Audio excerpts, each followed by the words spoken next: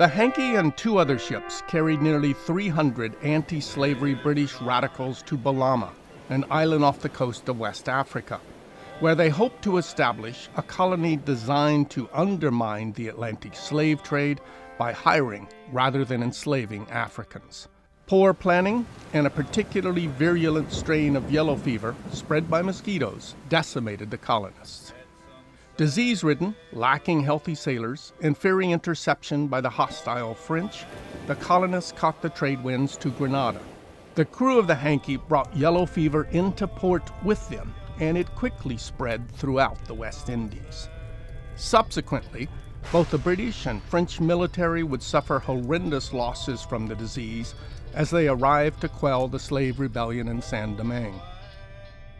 The diseased army's crushing defeat in the Caribbean helped convince Napoleon to sell the vast Louisiana territory, thereby altering the future of the U.S. as slavery expanded westward. After being exiled from Grenada, the Hankey set sail for Philadelphia, still carrying its infected crew on board. Upon arrival, the fever ran wild, killing 5,000 people and forcing tens of thousands of residents, including Thomas Jefferson and George Washington, to flee for their lives. The state, city, and federal governments all collapsed, leaving it to individual citizens to save the nation's capital. The epidemic helped convince the new nation to move its capital to Washington, D.C., and away from the high mortality associated with Philadelphia. After the ship finally limped home to Britain, it was quarantined, and officials burnt it to the waterline.